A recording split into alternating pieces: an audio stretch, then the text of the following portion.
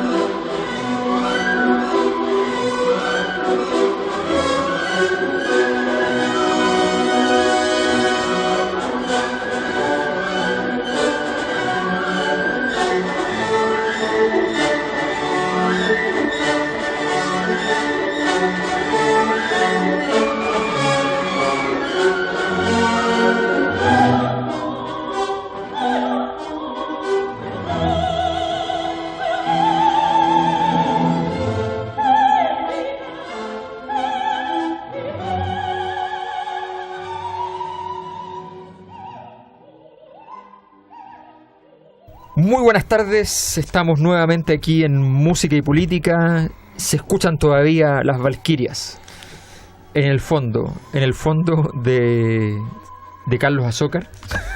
¿Cómo estás? Están aquí en vivo. En el fondo de Miguel Farías. Hola a todos y hola a las tres valquirias que están aquí acompañándonos. Tenemos que traer un par de valquirias. Que están cabalgando. No por casualidad las valquirias suenan, porque hoy tenemos un programa terrorífico. Hoy tenemos un grado 9 Richter. Tenemos a Richard Strauss. No, Wagner. El amigo. Ya te estuve concentrado. Partimos bien. Me equivoqué de semana. No, Richard Wagner. Tenemos a Wagner porque queremos hacer algo importante. Estamos realmente con uno de los compositores, quizás uno de los más importantes de la música clásica. Hay algunos que dicen incluso que es el iniciador de la música moderna. Y sí, hay un debate importante que vamos a tener que tener. Bueno, aquí tenemos aquí el problema es que entramos en un debate de posiciones, la guerra de posiciones. Sí, y ahí va a ser delicado.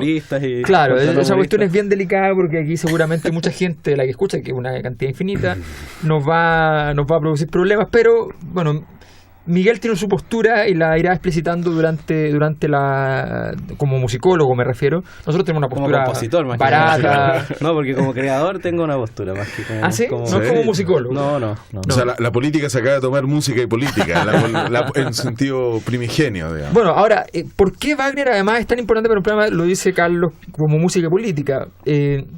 La cosa más obvia es hacer referencia a sus efectos, esta vinculación que siempre se ha hecho entre su vinculación con lo ario y el discurso de la política alemana del nacionalsocialismo, pero incluso posterior e incluso anterior. O sea, esa vinculación nacionalista, claro, siempre ha estado vinculada. La misma Merkel tiene en Wagner un punto de anudación. El otro día se desmayó viendo Tristán y Isolda. Magnífico. Excitada seguramente. Así es que nos parece importante dar cuenta de este Wagner político y este creador polémico, este creador que entra a producir una obra que no es una obra solamente, a producir una obra musical o una obra dramática, que no es solo una obra dramática, que no solo es una obra musical, sino que es lo que él va a buscar, que es esta obra total. Claro, nos encontramos, o sea, con un compositor que sin duda alguna revoluciona los aportes que hace la música, o sea, mete la política dentro de la música, tiene una vinculación con los políticos de su época, tiene o sea, no solamente tiene una relación, digamos, posterior de parte de los políticos hacia la utilización, digamos, la utilización política de la música de Wagner, sino que existe de parte de toda su vida, de toda su biografía, finalmente, hay una vinculación con la política que es constante, o sea, con la política que él vivía en ese momento y, por lo tanto, además, en términos estrictos, la misma política que plantea Miguel, o sea, la política de la creación musical, claro, también es revolucionada finalmente por este... Bueno, y ahí nos topamos con el tema de la obra de arte total, que Claro. Yo pienso que es algo bien personal y bueno, y lo he leído muchas veces, que el concepto de obra total es un concepto extremadamente político desde el arte, porque de alguna manera Wagner se lo toma en serio. Esto ya tiene muchos antecedentes desde muchas corrientes o desde muchas características de la obra de arte total. La obra de arte total, en resumen, es lo que él trató de hacer con sus óperas, en que había todo dentro, no era solo música, era teatro, danza, literatura, filosofía, ¿cómo se llama? Mitología, escenografía, artes visuales, etcétera. Pero bueno, como el primer antecedente, ya en el Renacimiento había un grupo de intelectuales, de humanistas, que se llamaba la Camerata Fiorentina. Y ellos como buenos renacentistas, por lo claro, ellos como eran contemporáneos de compositores como Palestrina, Orlando Di Lassus, que no sé si han escuchado alguna vez, es música coral muy parejita de alguna manera, para no decirlo tan técnico, pero muy como casi neutral, claro, como música de iglesia en realidad, claro, mucha música religiosa, pero con menos melismas, con menos claro. Pero estos tipos decían, pero mira, acá se está perdiendo mucho o sea, en relación a todas las otras artes que hay, al pensamiento, al humanismo. Entonces los tipos se replantearon el tema y propusieron mezclar dramaturgia, pintura, exactamente lo mismo que propuso Wagner casi 300 años después. Claro. Y de ahí salió la primera ópera de la historia. Mira. Que se llama Eurídice.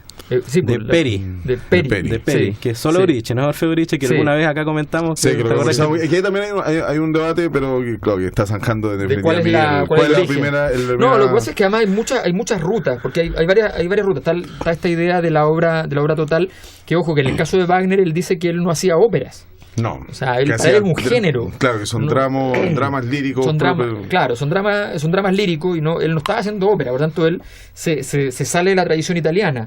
Claro.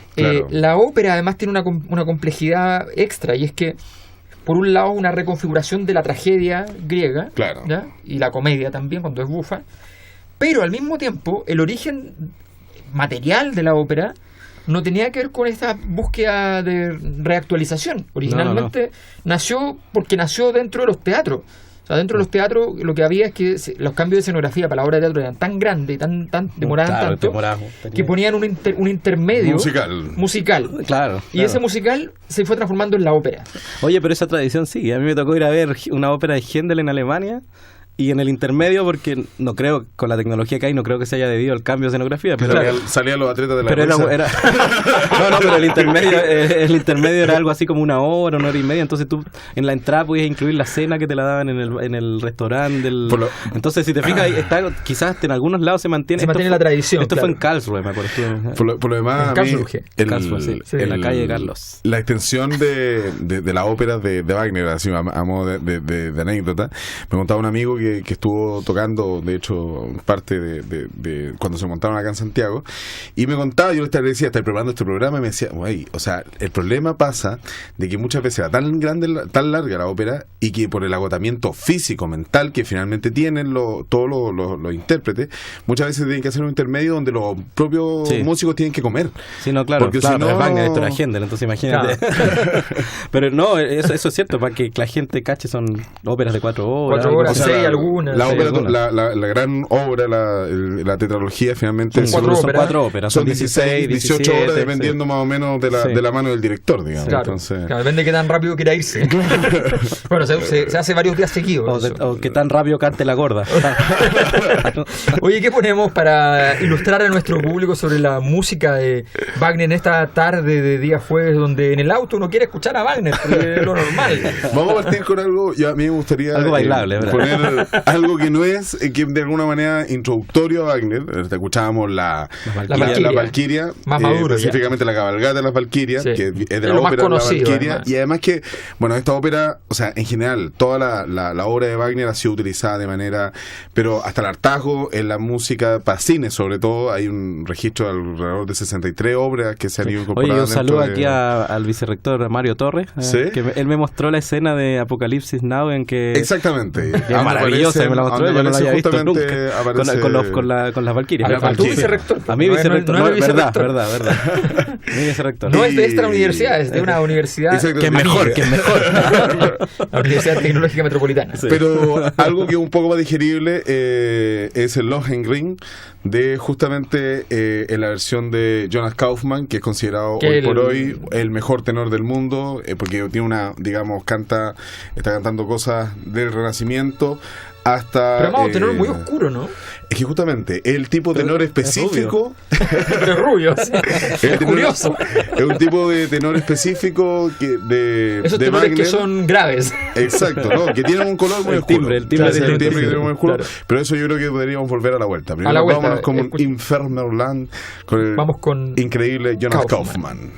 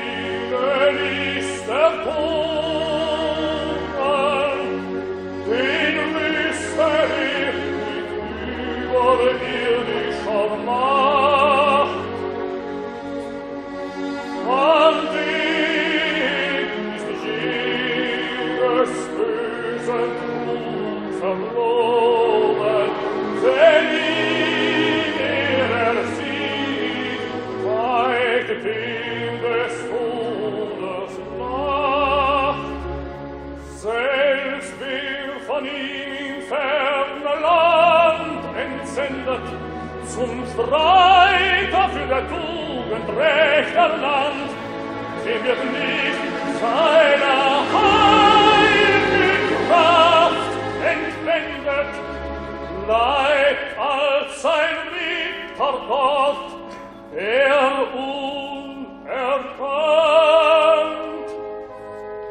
So Herr, o höchstes Grales Segen, en Hilf muss alles dein Auge fliehen. Es liegt das Drum, soll Zweifel nicht hegen, Bien, estamos de vuelta. Estaba allí el rubio oscuro de Kaufmann. En hiperventilación y política. Estamos tratando de meter todo el programa en un trozo. Wagner. Oye, hay que decir que este programa dura 16 horas. Hay que avisarle a los 16 horas, pero luego le pusimos un pitch más rapidito, entonces usted lo escucha. Ahora, así. Hay que decir que Wagner odiaba la política, y este es lo curioso. Exacto, hay una frase muy buena, una frase que él decía: un hombre político es detestable y una mujer política es insoportable. impensable. Así. Pero igual, oye, Wagner es el personaje contradictorio por excelencia. O sea, yo he leído muchos textos de él en que después de haber hecho toda la tetralogía, él dice que él detesta la grandeza en la música, o sea, las obras, las orquestas grandes. Entonces tú dices, aumentó la cantidad de instrumentos, claro, o sea, la cantidad de cantantes. Existen los instrumentos que él mandaba a hacer para sobre la tuba wagneriana, es una tuba que tiene otro tamaño, otra afinación. Claro. Y está la voz que él instala en muchas de sus obras es una voz que no existía. Y yendo a eso, mira, eso es bien importante en Wagner, porque en Wagner existe la idea de como de una melodía infinita. Exacto. Que las melodías nunca terminan. Entonces, normalmente existen que podrían ser recitativos, pero no lo son. Entonces, hay una idea de la obra de arte total, toda, que eso lo habla Alain Badiou en su libro sobre Wagner. Es bien interesante. De meter como todo el concepto de obra de arte total. No hay aria. Claro. No hay recitativo con aria. Es que las melodías son las melodías infinitas. Y al mismo tiempo que eso me gusta contraponerlo a mí, que es la idea de los leitmotiv. Que el leitmotiv es todo lo contrario, es encapsular un concepto o una melodía en un concepto o el concepto en la melodía. Revés, claro. Pero ¿sabes que hay una vinculación que es bastante... Un momento, déjame explicar un poco el leitmotiv para que la gente entienda. Se usa mucho en las teleseries, así que es fácil de entender. Entra el niño bonito y siempre el mismo niño bonito tiene la misma música. Claro. Y cuando se encuentra con la niña bonita, el encuentro de ambos también tiene una misma música. Que siempre es la misma. Que siempre es la de Silvio. Y cuando entra la niña sola y está enojada con la mamá, hay otra música. Y cuando está la mamá, entra... Y todo eso son leitmotiv. Pero la gracia que... Obviamente él es un compositor y no un guionista de teleserie. Es la Valquiria de la grasa. No, pero que en el caso de Wagner y de la música en general, cómo se usa el leitmotiv, normalmente el leitmotiv se desarrolla en otro leitmotiv. Entonces los leitmotiv tienen relaciones musicales. Exacto. Podríamos escuchar un trozo del inicio del Oro del Rin. Sí, claro. En que ahí se presentan, si no me equivoco, 3 o 4 leitmotiv seguidos. Sobre la tetralogía. O sea, No. Ahí se presenta el Génesis, el leitmotiv del Génesis, si no me equivoco, luego el de la naturaleza y luego el del Rin. Entonces hay una idea de creación del mundo en los primeros minutos, en que parte el Génesis. Ese motivo es que si no me equivoco son 3 notas, esas 3 notas empiezan a acelerarse y es el leitmotiv de la naturaleza, y después es un arpegio completo de las mismas notas, y que es el Rin, es como que se creó el Rin. Y al mismo tiempo cada es el mismo acorde en las 3, entonces musicalmente es un proceso y ideológicamente también es un proceso. Y ¿sabes lo que pasa? Que yo tuvimos que leer y volver a releer cosas que veíamos, todos más o menos somos wagnerianos, tenemos una afición yo no soy muy wagneriano, yo lo encuentro un poquito charlatán. Charlatán como figura, pero bueno, no puedo tolerarlo por mal. No, pero me gusta mucho Wagner, pero eres como el nieto. Sí, pero que sabes que Wagner tiene tiene algo bien curioso, que yo me he dado cuenta que es como una ficha muy efectiva para decir que uno sabe de música. Entonces, no, a mí me gusta Wagner. Claro, porque al final, pero ¿sabes lo que pasa? Que muchas veces la gente que escucha a Wagner y que va y que se mete en Wagner, generalmente solamente termina absorbida por Wagner y termina sabiendo solo de Wagner. O sea, está el archivo Wagner, que es una cuestión impresionante, y también además que siempre hay una postura política por cada uno de los que se ponen finalmente con respecto, porque hay un ataque constante. De hecho, en Israel está prohibido tocar Wagner. Sí, claro. Entonces, hay una anécdota de Barenboim, que es un director de ¿cómo se llama? Director argentino, español, israelí, y el tipo llega en un momento y está tocando creo que en Tel Aviv, y de repente le pregunta ¿qué quieren tocar de nuevo? Todo el mundo está ovacionándolo y le están haciendo un bis, y el tipo, ¿quieren escuchar a Wagner? Y comienza justamente con el preludio, que luego esperemos que lo escuchemos, de Tristán y Isolda, y no pudo terminar de tocarlo. O sea, lo bajaron a pifia y finalmente... No, y hay otra anécdota parecida que, bueno, la narra Wagner, en que en algún momento se organizó como casi medio por debajo como que se iban a juntar todos a escuchar Wagner, y llegó gente vestida de alemanas. Entonces, claro, al final era mentira. Y Barenboim cuenta esta anécdota como generalmente los puristas de anti-Wagner no les importó. Entonces al final es una figura política oligárquica casi moderna pero también están los wagnerianos más vinculados al mundo artístico, que creen en el fondo en general, que creen en la importancia de esta visión artística antimodesta. Mira, yo igual tengo que aclarar, yo no soy muy wagneriano, pero por ejemplo Wagner tiene unos puntos altos que son, o sea, increíblemente incomparables. Tristán y Isolda, lo que estás hablando, una cosa... A ver, primero escuchemos el Oro del Rin, el del Rin, y ¿por qué no ponemos al tiro un fragmento? Ponemos ese y pegado Tristán y Isolda, y lo comentamos. Sí, y fíjense como a los 5 o 6 segundos el acorde que aparece.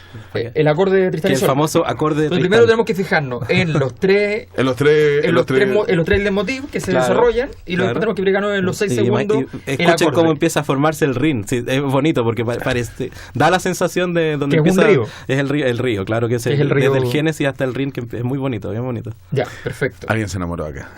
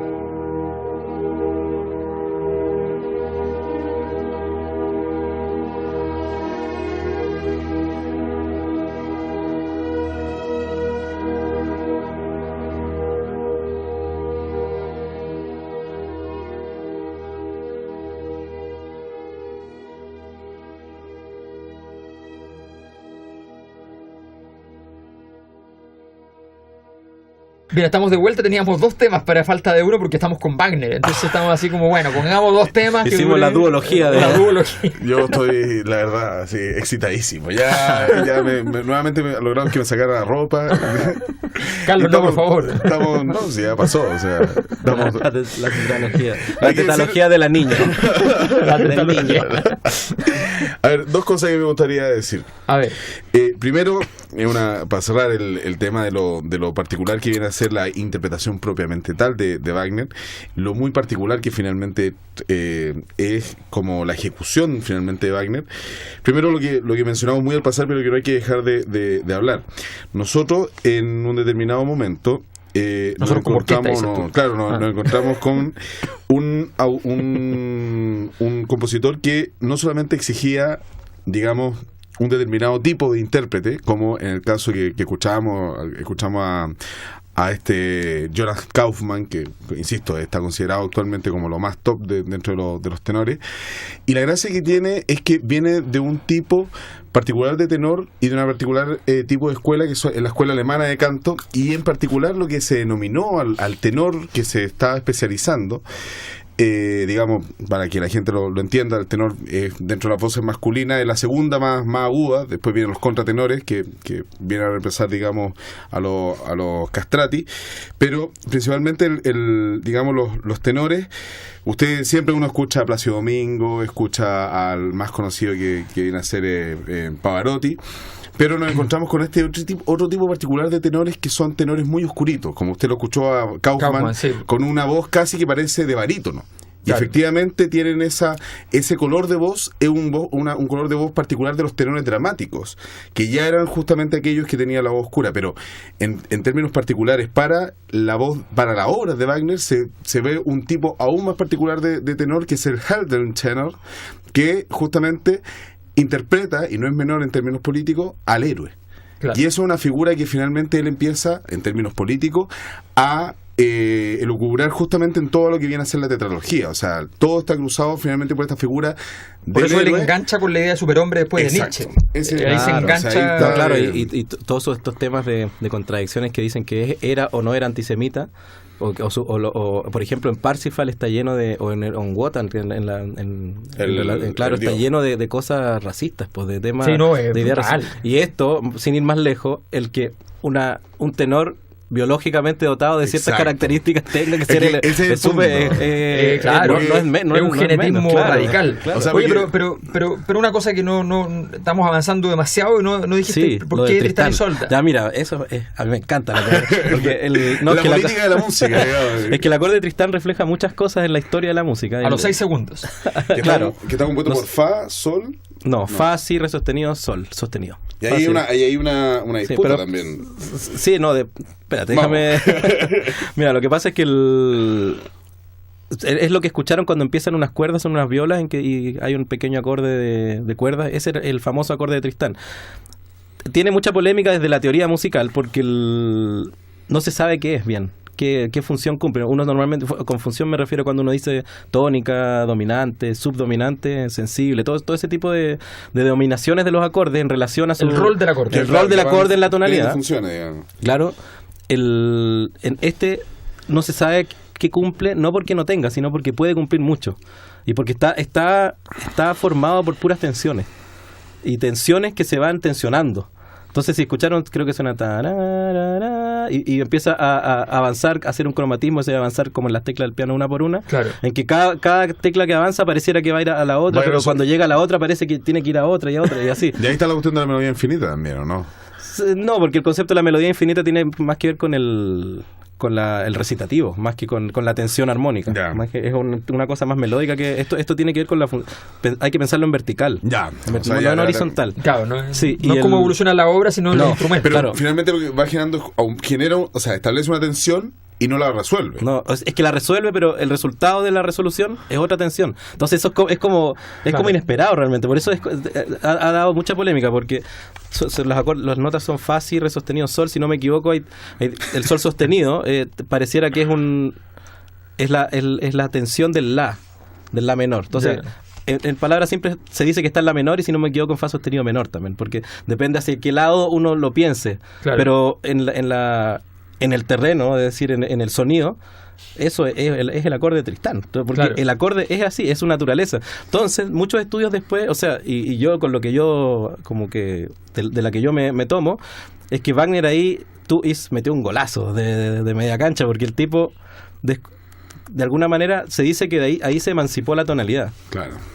En el pero no solo por esta cosa de tensión sobre tensión, sino porque él como que de alguna manera descubrió ¿cómo liberarse? No, un acorde que no está en ni una parte, que está como orbitando, que no, claro. O sea, si tú piensas, todo el sistema armónico funcionaba perfecto. Cada compositor de repente metía alguna cosa que decía, ya esto es una función, tal cosa, pero él metió este acorde que queda flotando en el universo alrededor de la teoría armónica. Entonces el tipo como que descubrió que había algo más. Hay algo más allá del dominante. Claro. Y más allá del dominado. El límite que rompe el deseo. De ahí viene Schoenberg y deja la escoba. Claro. Pero finalmente todo el post-romanticismo ya comienza a ser... O sea, quiero leer una cosa que... Pero espérate, pero para cerrar, o sea, yo personalmente pienso que ahí está sobre todo además de la obra de arte total y todo, como una ejecución política de Wagner, una acción política, no una ejecución, perdón.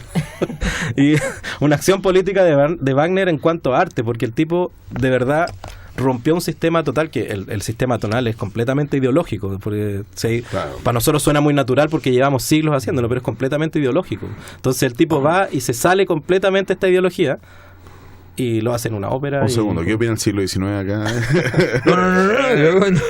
No, a mí los revolucionarios dentro del canon, del canon me parecen formables. No, pero ese es el asunto, que finalmente Wagner establece un nuevo canon. Sí. Ese es el asunto, o sea... No, ahí yo no estoy de acuerdo, porque a mí yo soy bien adorniano en ese tipo de cosas como más tradicionales.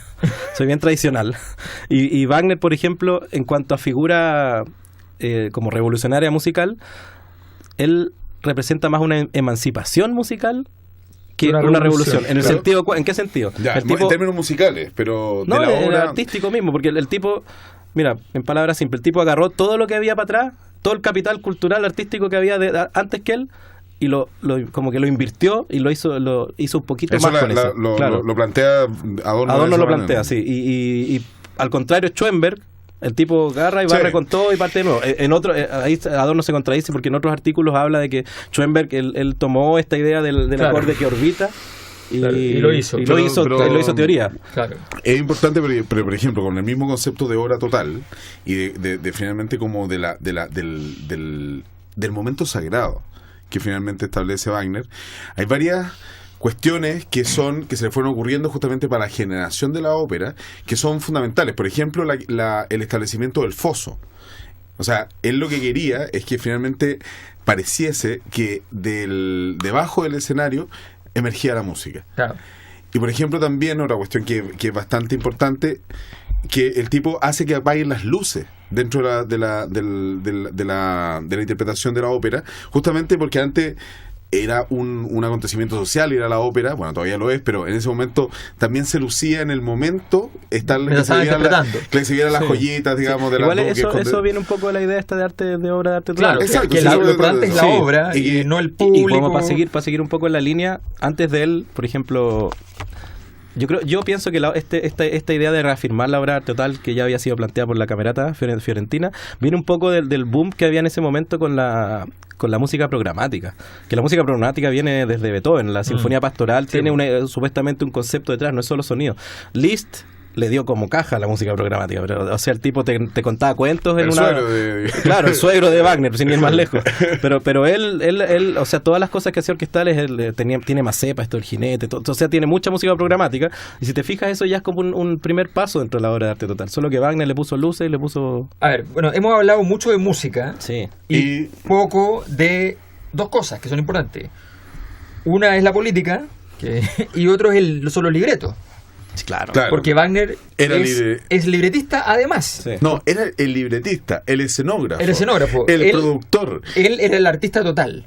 Era como, tal como esta obra total tenía a Wagner, es como la poesía tenía a Neruda después. Había que ser... la antipoesía nace para decir que... Mantengamos las proporciones, profesor.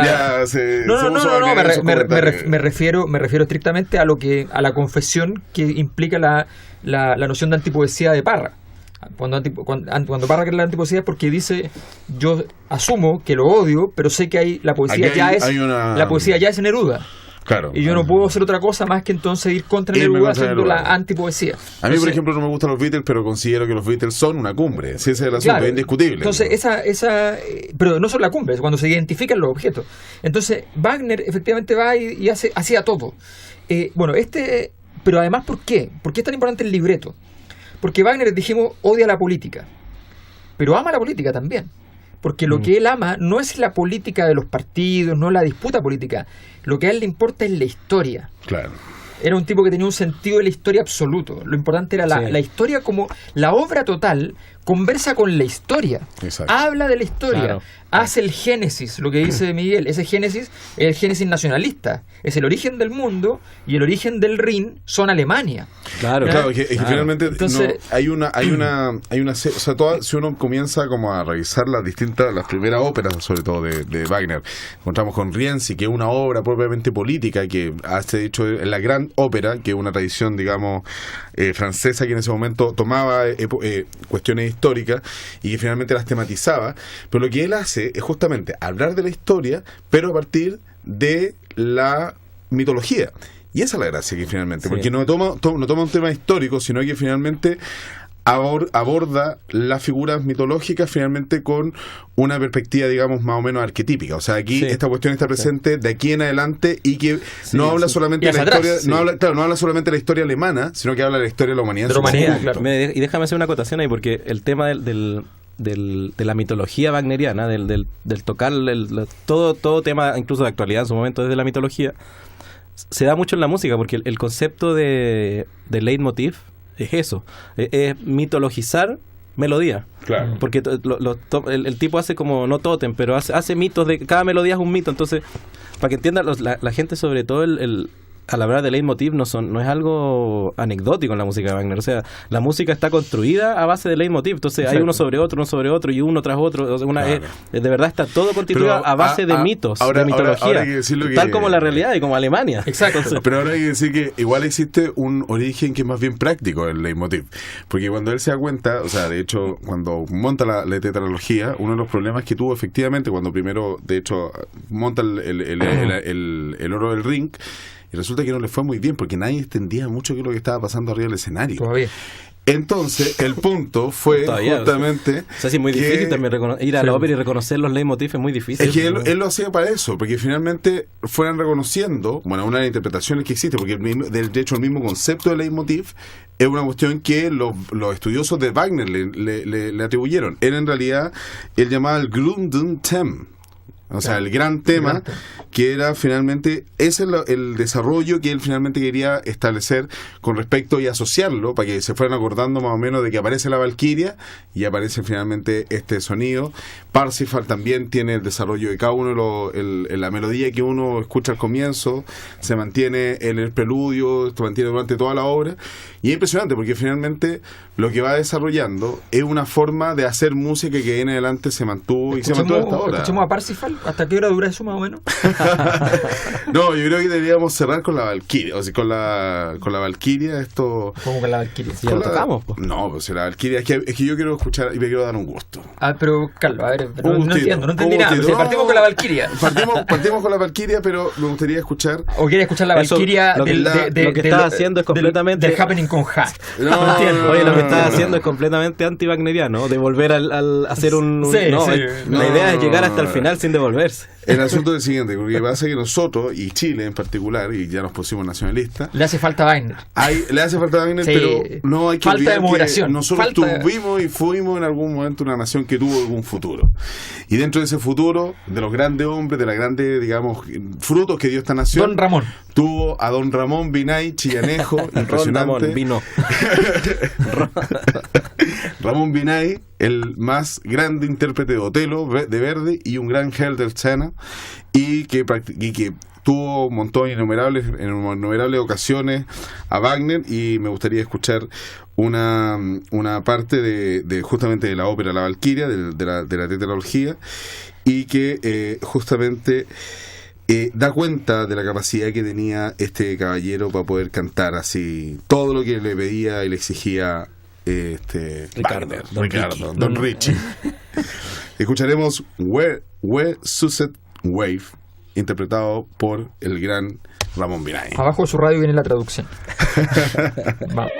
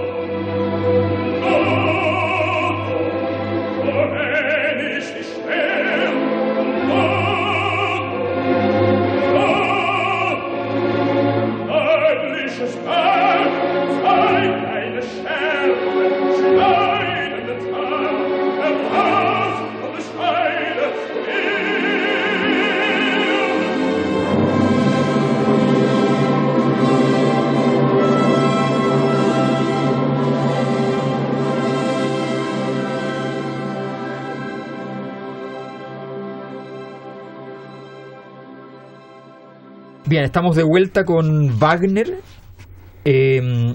Wagner era un tipo que estaba convencido de que había algo así como la intuición de lo nacional y sobre todo del deseo que palpita en lo nacional. O sea, la nación, el pueblo, ¿ya? Tiene en su interior alguna clase de misión histórica. Y esa misión histórica el que la puede ver es el poeta. Por eso el poeta es tan importante en la obra, por eso la poesía es tan importante en la obra, porque el poeta, construyendo la mitología, lo que hace es desentrañar ese deseo que viene, vernáculo, que tiene la misma nación. Entonces, está la idea de esa exudación del deseo nacional, y por otro lado la música, que es, y ahí es pitagórico, que es la música del universo. Claro que sí. El universo es la música. El universo es ruido, el universo son las ondas sonoras. Son vibraciones. Son las vibraciones, y esa onda sonora es la historia del universo. Por tanto, esa combinación entre el profeta que ve el futuro, que ve el deseo de la tierra, el deseo vernáculo, y la música, hace que esto sea entonces perfecto. ¿Sabes qué? Eso yo pienso que es de los puntos en que Wagner es innovador en la ópera. Porque, por ejemplo, todo el tema, incluso mitológico, muchas veces de la narración lo toma desde un aspecto que... Por eso es que Orfeo y Eurídice de Monteverdi se dice que es la primera ópera de la historia, porque es la primera ópera como que respeta el concepto de ópera moderno, que es un concepto súper... Es el concepto del tipo que sufre y que es subalterno del poder que al final decide su destino. Claro. Toda la historia de la ópera, hasta las historias de amor, la ópera bufa, narran un poco eso. Exacto. Y entonces, claro, Orfeo y Eurídice marca eso, porque se trata de eso.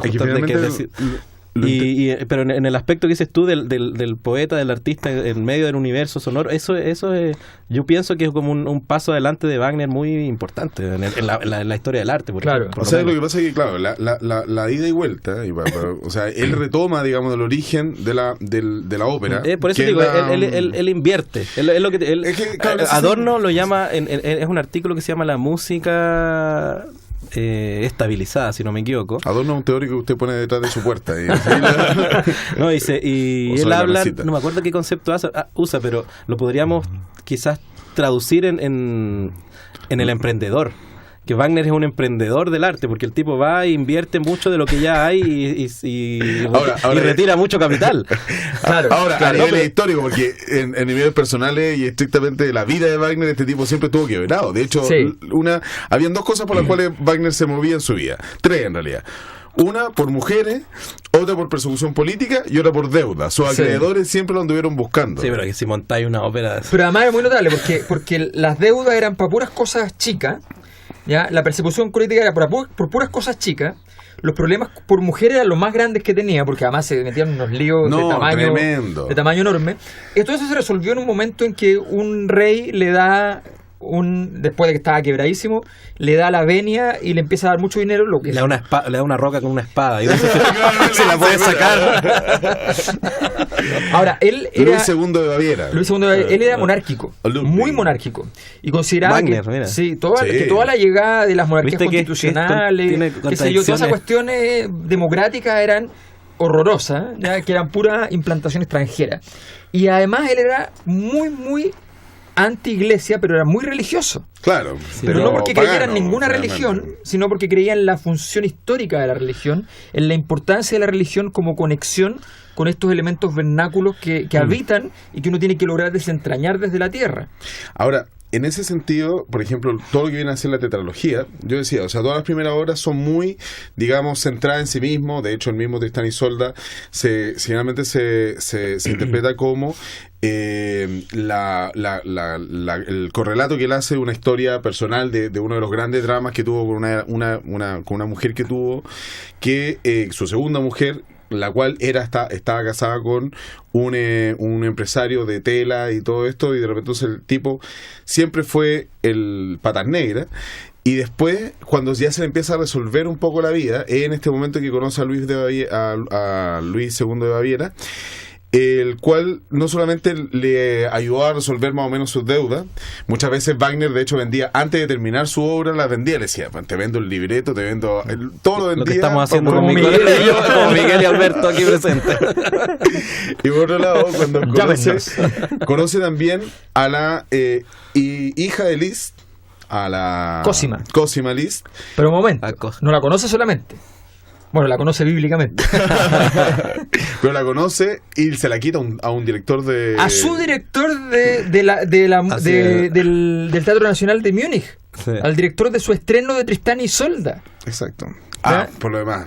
Para el estreno ella estaba embarazada ya de Wagner. O Sigfrido. y ella era hija de Liszt. La Cosima, sí. Cosima, que va a ser su mujer hasta el final de los días. ¿Qué Cosima? Sí. Por lo demás, me gustaría... 24 años más joven. Tremendo, ¿no? Pero a mí me gustaría, para cerrar el tema de Tristán y Isolda, el tenor que interpretó a un tocayo mío, de hecho, el señor Ludwig Schnorr von Karlsfeld. ¿Y por qué es tocayo tuyo? No, por Karlsfeld. Por la C. Resultó que el tipo a última hora le dicen, bueno, hay que montar Tristán y Isolda, va a montar Tristán y Isolda, y el tipo a las 2 semanas muere. Y muchas de las interpretaciones que dicen es que finalmente este es el primer Helter Channel de la historia, y dicen que murió por cantar lo que tenía que cantar con Tristán y Isolda. O sea, realmente... Más wagneriano no puede ser. Hay dos grandes filósofos en la vida de Wagner. Uno va a ser Schopenhauer, que va a fundamentar gran parte de esta mirada osca, cínica, desprovista muchas veces de cierta humanidad en el sentido cristiano que Schopenhauer representaba también. Y por otro lado Nietzsche, que es un heredero de Schopenhauer, que va a terminar siendo amigo de la familia, amigo con Cosima, que iba a verlos, qué sé yo, y que va a tener también para Wagner, para Nietzsche mucha importancia, porque Nietzsche de hecho escribe El origen de la tragedia.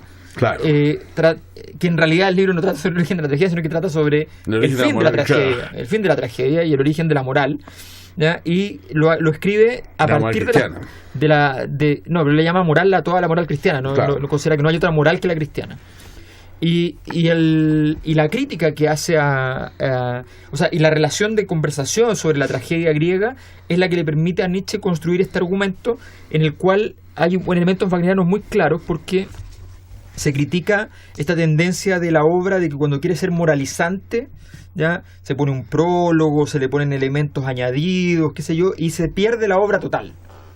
¿Ya? Se pierde el sentido de la obra porque querían ponerle algún contenido, algún entregable, ¿ya? Político de cualquier tipo, cuando la única política que importa es la gran política de la historia de la humanidad y el triunfo de la raza aria, que igual Eso es interesante porque Adorno, por ejemplo, para volver al caballero este que se cuelga, judío alemán, digamos, pero que es un crítico musical y filósofo y que se mete en todo esto. Él consideraba que en el plano metafísico Wagner era a la música o a la ópera o al arte como a lo que es Hegel, a la metafísica o a la dialéctica, porque en el sentido la dialéctica hegeliana no admite diferencias, no admite estos detalles. Es un sistema cerrado, en definitiva. Claro, que es lo que acabas de decir de Wagner, y Adorno lo plantea así, lo plantea con mucho más detalle, pero, o sea, respecto a la música de Wagner. Estamos a los 4.500 metros, el aviso, muchachos. O sea. Pero es interesante eso, porque yo creo que es cierto. Incluso el concepto que ya hablamos de la melodía sin fin, y en contraste con el leitmotiv, te crean... que también, no me acuerdo, lo dice otro filósofo que no recuerdo el nombre, pero un francés, Lacoue-Labarthe, que él habla de que el sistema wagneriano es o sea, por todo lo que acabas de decir tú y por el tema de los leitmotiv y todo, es un sistema cerrado, entonces que se cierra a sí mismo. El concepto de obra de arte total cierra la ópera, o sea, le pone un techo al mismo Wagner y le pone un techo a la historia de la ópera. Exacto. Sin embargo, siendo que yo no pienso que sea tan cierto, claro, pero como concepto es muy cierto. Pero exacto. Ahí quiero anotar dos cosas. Una es que finalmente después la tetralogía, que decíamos, es una obra total que está compuesta por 4 obras. El anillo de los Nibelungos, los Nibelungos, de hecho, representando directamente el anillo de los Nibelungos, las Valquirias, la Siegfried y el ocaso de los dioses. Que es un libro además de Nietzsche. Claro, el Das Reinhold, la Valquiria, el Sigmund, y el asunto es que Siegfried. Claro. El asunto es que, claro, ahí lo que finalmente se logra hacer con Wagner es que él primero funda el teatro, o sea, genera el teatro de Beirut, que única y exclusivamente... Donde se desmayó Merkel la semana. Que todavía es vigente. El Festival de Beirut todavía está... Sí, todos los años se monta una vez al año. Salvo después de la Segunda Guerra Mundial, cuando estuvo prohibido por cerca de 5 años, que los descendientes de Wagner, de hecho, mantenían la tradición de hacer el festival de... Todavía son ellos. Donde solamente se montan obras de Wagner, por lo demás. Llevándose mucho dinero para la casa. Y por lo demás, o sea, en ese sentido, Wagner hacía la silla incómoda para que no se quedara dormida la gente. Eso, hay muchos mitos, y que el foso era un cráter, el foso donde está el director. Y no olvidemos que cuando él pide que le construyan este teatro, se hace a las afueras porque era muy grande. Claro. Tenía que caber una cantidad de gente increíble en la época que originalmente la primera vez no tenía asientos, cabía mucha gente de pie también, y era para una cantidad infinita de personas. Como tanto mito en torno a Wagner, a mí me hace como pensar que era un charlatán. Bueno, de que tenía capacidad de charlatán. Yo he leído mucho que el tipo era muy charlatán. Pero dentro de eso, dentro de charlatán, el tipo se hacía cargo más o menos. El tipo participó está claro. No, y se hacía cargo también de las mentiras que él mismo creaba. Pero es más grande que un argentino. Oye, pero claro, sea o no charlatán, la música yo la encuentro fenomenal. O sea, Wagner como compositor era maravilloso. Un poco más abajo de Elvis. Claro. El año 48, el 1848, el tipo se ve envuelto en las distintas barricadas que se armaron para la unificación de Alemania, de la cual estaba arrepentido después. Y el tipo terminó siendo finalmente exiliado, y todo su periplo finalmente por Weimar, después se fue a Suiza y arrancando, digamos, por razones políticas, el tipo porque tenía un compromiso político muy grande, y ese tipo y tuvo que pagar un costo también bastante grande con esto. Y ahora bien, con el mismo Nietzsche, al final, después de hacer la tetralogía, donde finalmente Nietzsche se deshace en halagos para este tipo, también tiene un quiebre bastante importante, sobre todo con el estreno de su última ópera, que es Parsifal. Sí. Cuando el tipo llega y le dice, mira, ¿sabes lo que me pasa? Es que tengo esta visión que ya lleva al extremo, porque él mismo planteaba que después del anillo de los Nibelungos, él lo que quería hacer era básicamente una ceremonia realmente pagana, con tintes religiosos, místicos, reales, y con eso de repente viene Nietzsche y dice, no, párate en Batuco, porque en realidad, párate en Weimar porque realmente esta cuestión es muy cristiana, o sea, acá huele a cristianismo por todos lados, y yo a eso no me dedico. Él está saliendo soy el anticristo. Estaba en citas con un caballo en ese tiempo. Está saliendo, tenía una relación ahora con el caballo en ese momento. Recomendamos el caballo de Turín. Bueno, entonces, efectivamente Wagner se va a relacionar ahí con... O sea, va a haber esta ruptura con Nietzsche, pero Wagner va a seguir en esta búsqueda musical que va a derivar, en esta búsqueda musical, teatral, dramática, en fin, escenográfica, que va a derivar en la construcción de esta gran obra. Musicalmente, vamos a cerrar con esto, se le denuncia como uno de los iniciadores del cromatismo, de las disonancias. Sí, igual, en ese sentido, Liszt era fue un poquito más el iniciador, pienso yo. Fue como el primero que se atrevió de verdad. Pero Wagner va y te instala el acorde Tristán así en un panorama que no había nada parecido. Claro, entonces, claro, fue mucho más sólido su... Efectivamente. Otra cosa importante es que es verdad, esa mitología de que él, después de pedir construir el teatro, cuando se lo construyen y qué sé yo, dice, bueno, esta obra la vamos a montar y aquí termina en el momento en que hay un incendio. Entonces le dicen, sí, no, pensamos montar el incendio así, le dice el Regí, digamos. Por lo demás, que era el mismo, pero... No, pero Cosima fue durante mucho tiempo su Regí. Y él dice, no, es que hay que quemarlo. A ver, y ahí a Luis que le seguían todo, Luis de Baviera, por lo demás... Bueno, pero y ahí hay una razón fundamental por la cual a Wagner le iba muy bien con las mujeres. Porque imagínate un tipo que llega y le dice a la tipa, no, es que aquí lo vamos a quemar el teatro. Pero ¿cómo? Si mañana tenés que montar de nuevo. Es que mañana se reconstruye, ¿cuál es el problema? Y Wagner, uno de los problemas que seguramente tuvo con Nietzsche, porque se sabe que Wagner sí tuvo posibilidad de estar con una de las mujeres más cotizadas de la época. Dios mío, no. Lu Andrés Salomé. Dios. Que todavía es cara, porque un libro de ella vale 50 lucas un libro corto. Bueno, y Nietzsche, todos sabemos que estaba enamoradísimo de Lu Andrés Salomé y nunca pudo acceder a ella. Ella lo trataba como... en la friendzone. Que de hecho Wagner hizo una ópera sobre el concepto. Así que bueno, terminamos siempre con Lu Andrés Salomé cuando hablamos de esta época. Pero vamos con Parsifal. ¿Nos vamos con Parsifal? ¿Escuchamos un poquito de Parsifal? ¿En qué versión, Carlos? ¿Vamos con Vinay de nuevo? No. Nos vamos con Vinay, nos vamos con Thomas Stewart. Nos vamos con Carlos Azócar en Parsifal. Y Tomo como rey, acompañando. Muchas gracias. No, ya hay que terminar porque ya estamos. Un saludo a los amigos Tomo como rey. Un saludo a Tomo Rey, continuadores de la obra de Wagner. En la cumbre total. Ya. Bueno, no hagan caer esto que estaba tan cristalino, puro y limpio. Hay que bajar, nos vamos con la raza aria. Nos vamos ya nos vamos tratando de destruir todo aquello que no sea luciendo nuestro nuevo bigote, nuestros nuevos cortes que no de esté bigote. cerca del ring, ¿no? Y bueno, es curioso porque él era antiprusiano, pero defendía, bueno, en fin, las contradicciones de Wagner. Wagner y las contradicciones. Siga a Wagner, sígalo en Twitter. Nos vamos. Y esto no se acaba hasta que cante la gorda, en este caso el gordo. Nos han llegado hartos correos, no los alcanzamos a mencionar, pero los vamos a mencionar la próxima semana. Un saludo a todos. musicaypolitica@gmail.com. Adiós. Chao a todos. Música y política, tu excusa perfecta.